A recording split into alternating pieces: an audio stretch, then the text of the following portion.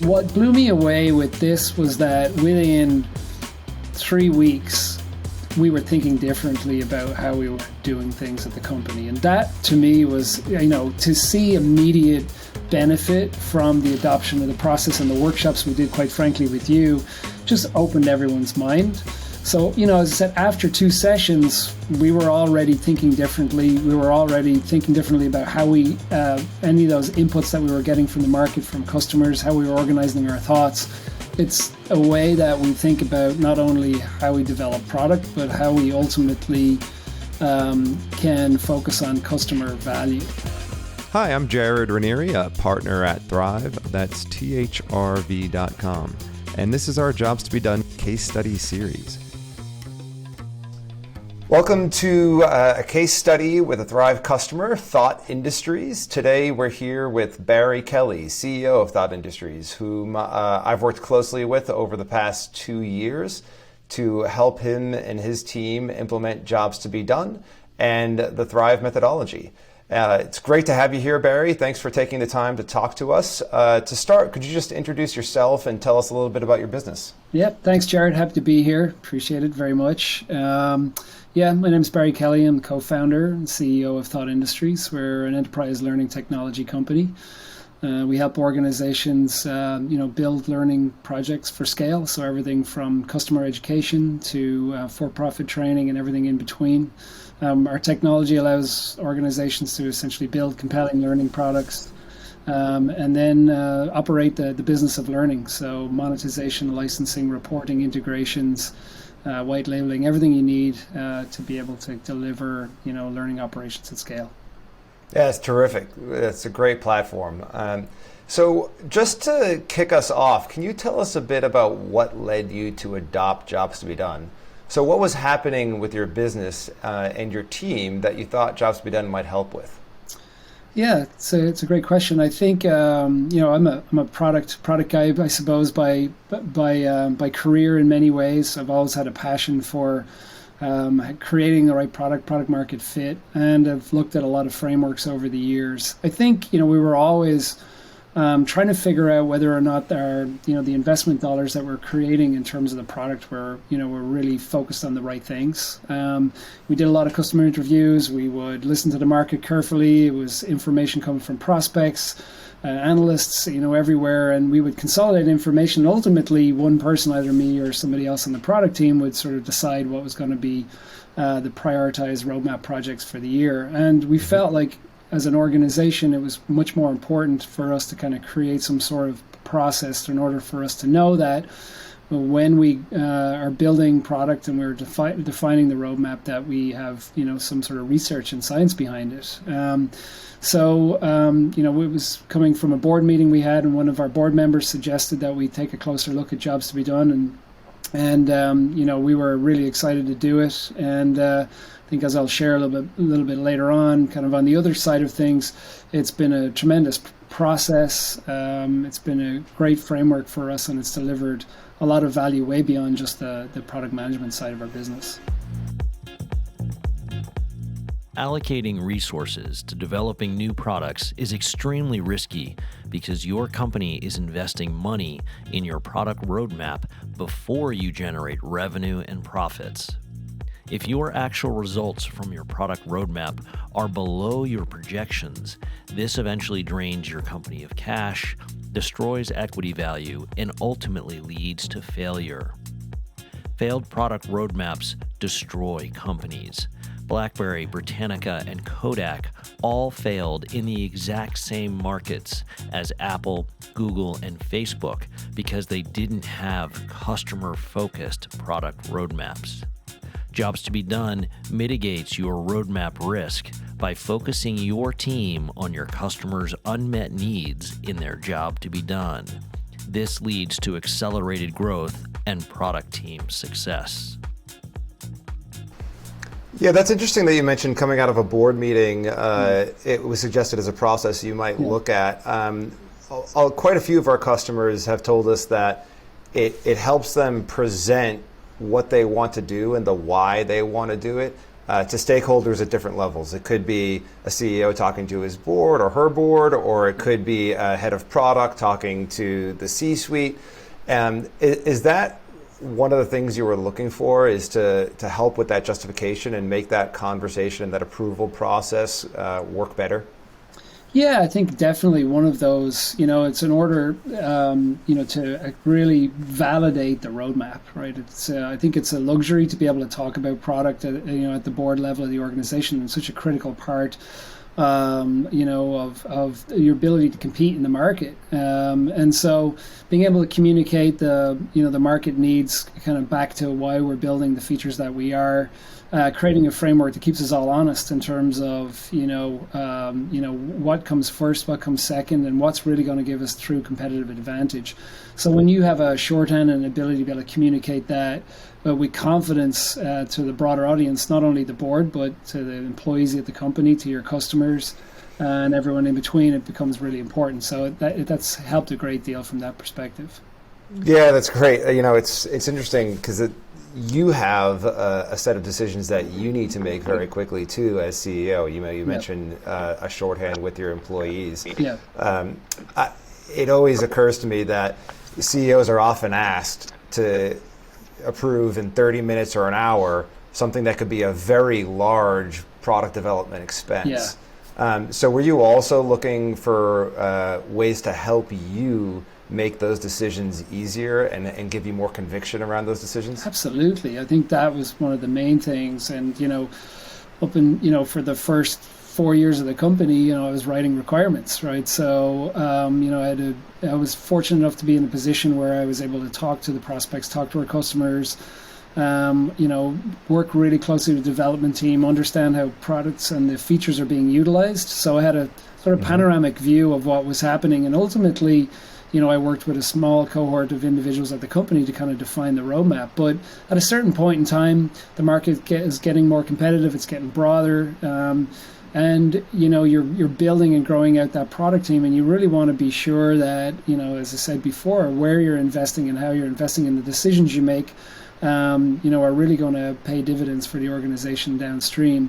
And that's the difference sometimes between something being delivered in Q1 and Q4, right? Can have massive impact on your business in terms of how that product is adopted. And so, we really wanted to make sure that, we had a way to sort of justify and validate those decisions. Yeah, that's fantastic. Yeah. So I know when we kicked off together, it was a workshop at your office in Boston pre-pandemic. Was there anything you needed to do with your team before that? So before you started engaging with an outside partner to help you shepherd through the process, how did you prepare the team, if at all? I think ultimately, early on it was a little bit of an education process for those people that maybe didn't have experience with frameworks before, or didn't have any exposure to jobs to be done. So, communicating why we're doing it, the downstream advantages that we would see from adopting the framework and going through the exercise. So everybody really got on board. I think some folks read up a lot. Some decided to dig in a little bit more in preparation for the meeting. But for the most part, it was really just about helping them understand the why, and why it's important for them to be committed wholeheartedly to the process, and the value that we wanted to get from it. Great.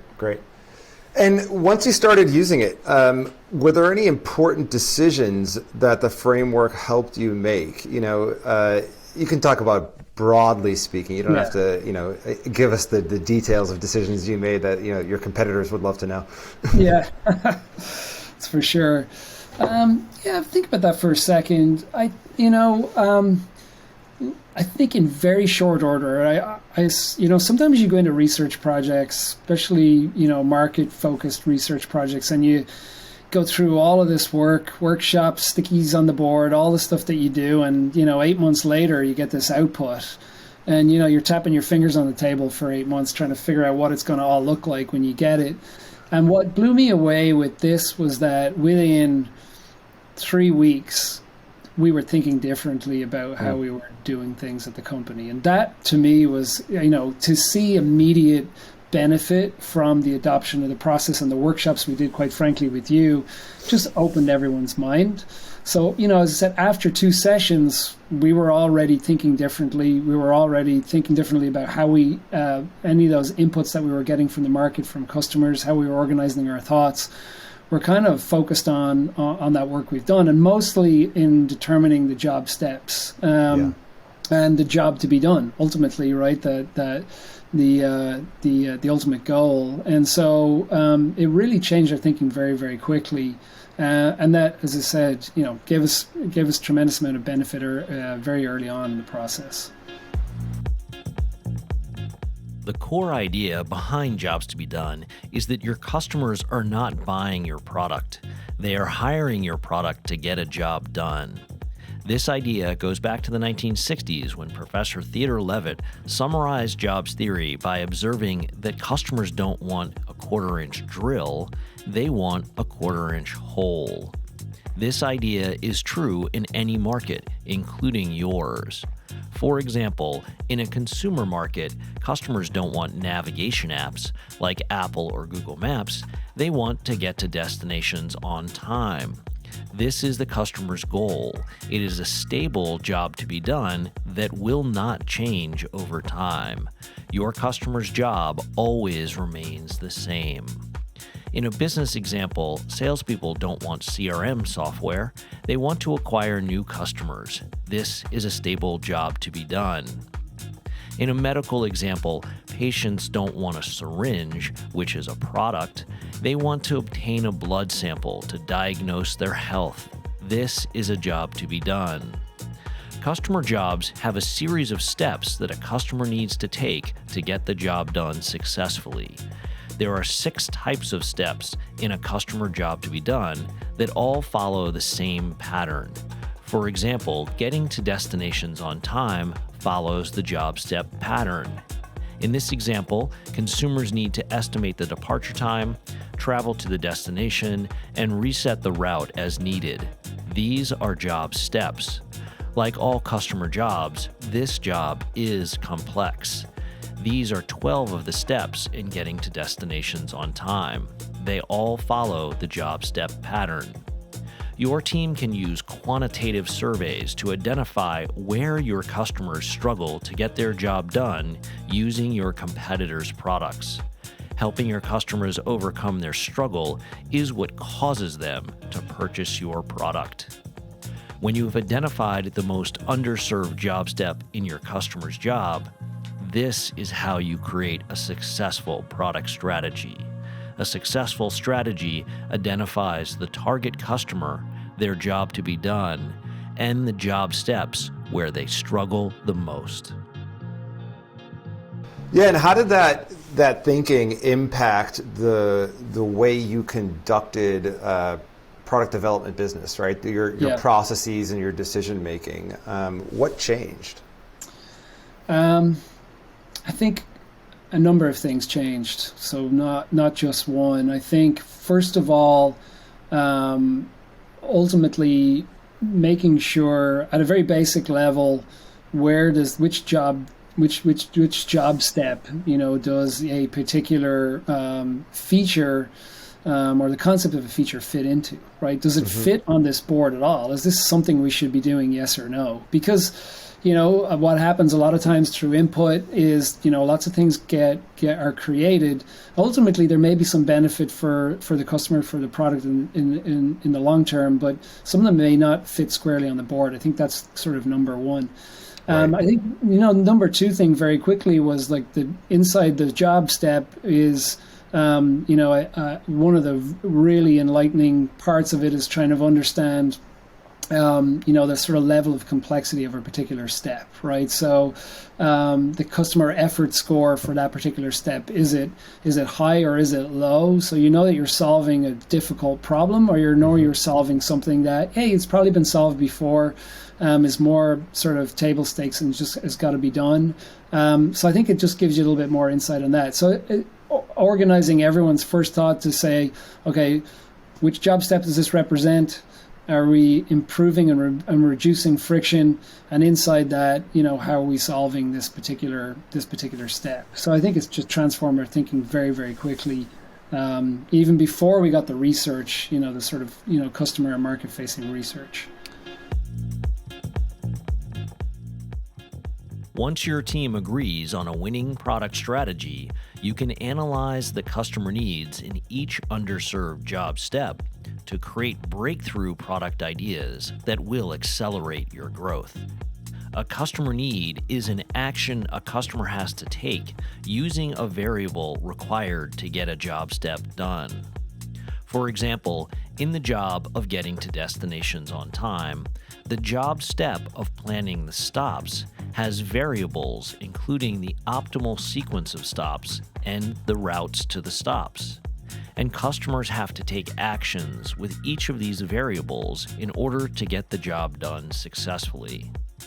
Structuring customer needs with actions and variables enables your team to measure the speed and accuracy with which your customers can satisfy their needs using competitive products. For example, determining the optimal sequence of stops in a busy day using Apple or Google Maps is a manual and iterative process for a driver. It is slow because it takes multiple user actions, and because a user would likely have imperfect information, the accuracy of determining the optimal sequence of stops with Apple or Google Maps is low. When your team has identified unmet customer needs and competitor weaknesses, they can generate product ideas that will create customer value. In our example, a solution that syncs with a user's calendar and automatically determines the optimal sequence of stops would be faster and more accurate than either Apple or Google Maps. This is how your team can measure the customer value of feature ideas to put in your product roadmap. Customer value is getting your customer's job done faster and more accurately than your competitors. This is how Jobs to be Done can de-risk your roadmap investment and help your team build a winning product strategy that will accelerate your growth. Yeah, that's super interesting that you mentioned that even before you got the research, it helped. I think the teams that are most successful look at this as a mindset and a process that's repeatable over time. So it's not a research project. It's not we need insights and this is a way to go get insights. It's we need a framework to guide our decision making, and the research will help us improve the decisions, but you can do it even before the research comes back. And I think that's something that a lot of teams miss, because it seems like, oh, it's a big research project and it's expensive and it's going to take a while. So it's really nice to hear that that mindset is what had the biggest impact early on. That's it. I mean, it's like I said earlier, it's sort of like you take each, bake it in the oven, and 8 months later you kind of get, you get something from it. This is the opposite. I think, as we mentioned, you're developing, I think you're getting value very early, in the process, right? That kind of time to value side, right? We're getting value very early in the way that we think, the way that we organize our thoughts, the way we organize development. And, I will say what we started to do was to kind of go around the company, and you turn up in one of these meetings, you start to find things, and it started to kind of make its way into other parts of the organization, product marketing teams, our customer-facing teams, the customer experience. We started to think a little bit about the job steps as more than just a product, framework for what we're trying to do, but more of it in the way that we focused on value for our customers. So, more and more people at the organization started to get involved, which was great. Yeah, that's terrific. Yeah. So. That's an interesting way in which you've continued to use it, in a way in which it's continued to impact your culture. So it sounds like this is how it's providing long-term value. Is that right? Yeah, absolutely. It's a way that we think about not only how we develop product, but how we ultimately can focus on customer value. because the job to be done is essentially where the customer gets value. Right. And in a business like ours, in a SaaS company like ours, it's about communicating value to the market in terms of your messaging. It's about understanding how to create a product that solves those needs in the market, and then it's ultimately about getting that customer to value. So the job steps are a way for our customers to get there.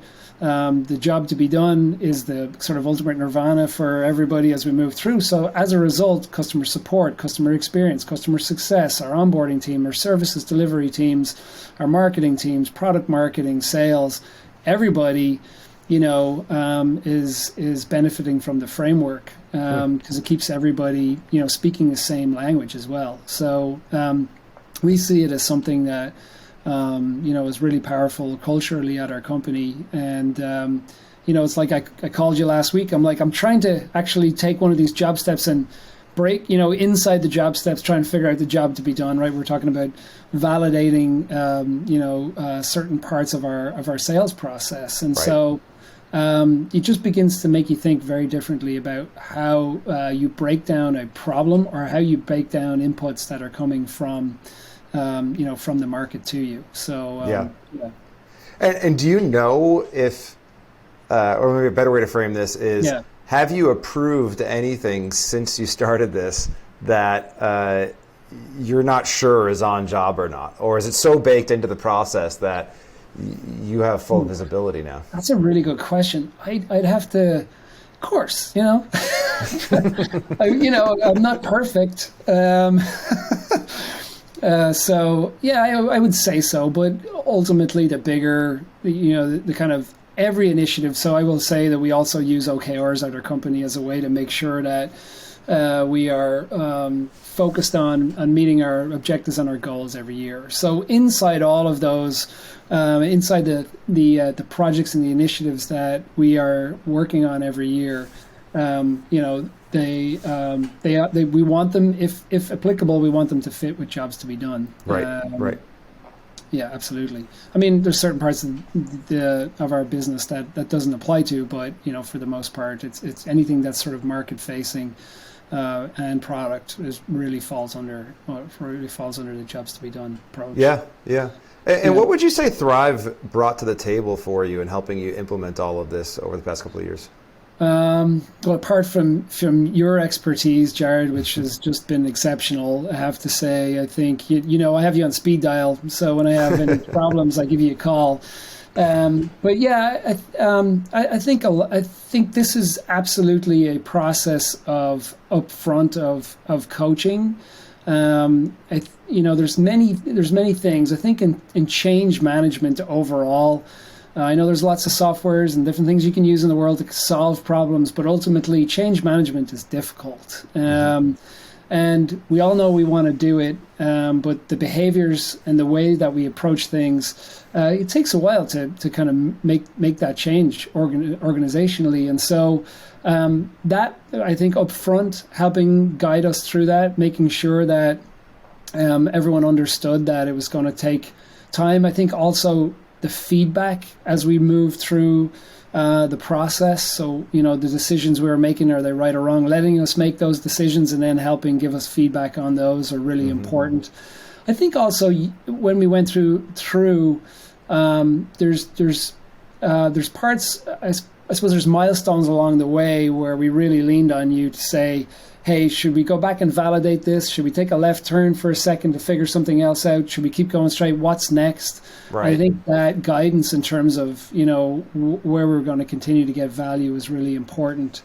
And I will say this, what thrv has done an amazing job at is connecting the dots between what sometimes we don't connect. I'll give an example. At any point in time, we might have 4 or 5 kind of independent initiatives or projects that are moving along.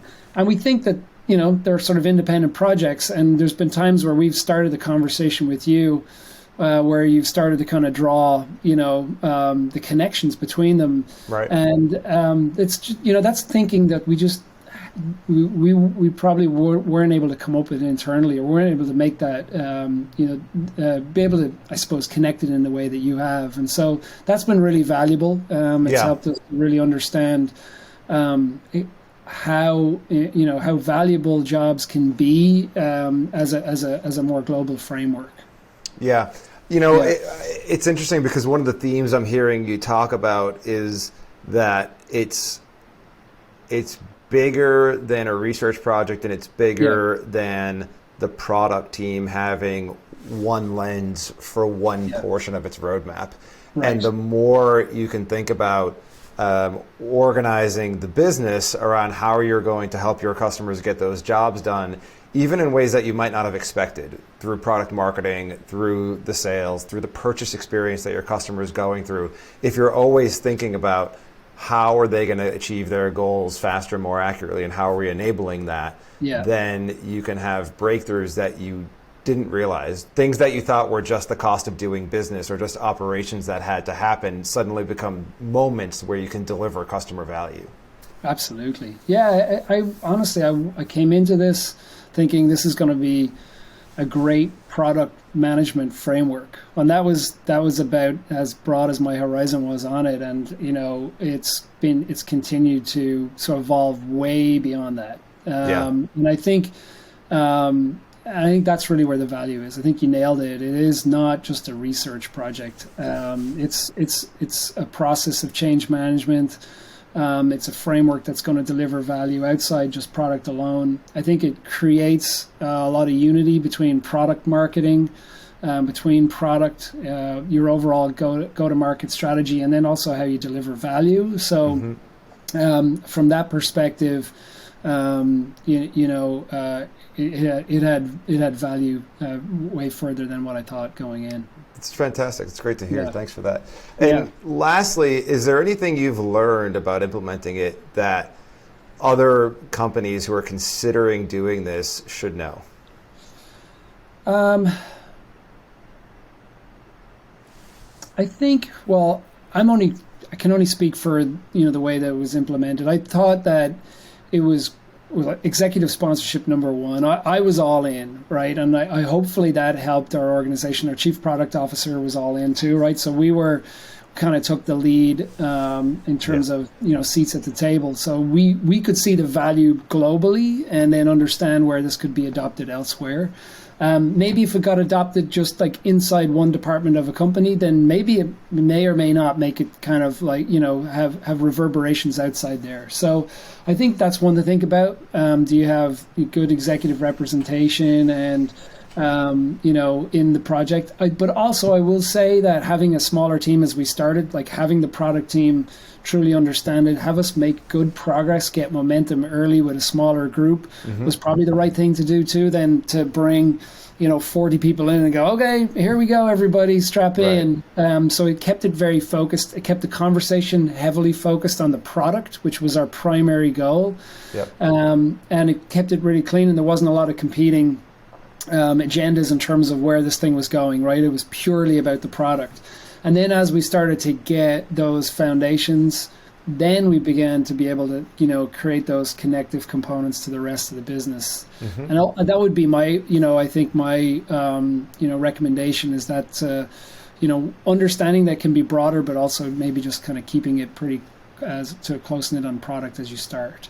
That's great. And to your point about, I'm going to ask you one last bonus question. To your point about executive sponsorship, we have a lot of PMs who might be, group PMs, or they might be even individual contributors who can feel that there's something that could use improvement in the way they do their roadmap prioritization, and they're looking for that executive sponsorship. So imagine a world in which the recommendation didn't come from the board, but it came from one of your PMs.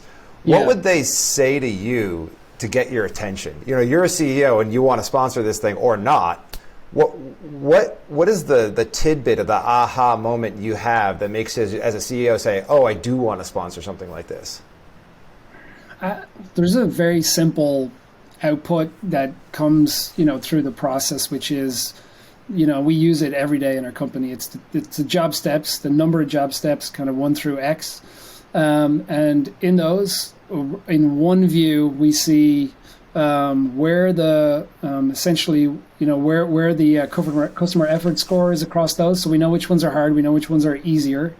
And then we look at it in terms of the market, and we look at it from a competitive standpoint. Where are we stronger? And that view, and then what we do is we also use that view and we light it up for every quarter. So we say, we've got 4 projects in this step, we've got 3 in this, we've got 7 in that. And literally in one slide, we're able to communicate why we're developing what we're developing, why it's competitive, and why it solves a need in the market. Mm-hmm. It's one slide. And it is, I've been in product development for a very long time, and it's very hard to communicate that, as simply as that. And I would say for every individual, if someone had showed me that particular view with the research behind it, obviously, again, you can kind of take it to the bank in terms of, the confidence you're going to have in product development and what's on the roadmap. That's kind of fascinating. So if you had a PM come to you and say, instead of showing you a Gantt chart every quarter with release dates on it and feature names, I'm going to show you our customer's goal and what they have to do to achieve that, and I'm going to show you where we're helping, you would say, wow, that would make my life a lot easier. I would like to get this. Absolutely. 100%. And without seeing that artifact, it's kind of hard to know, right?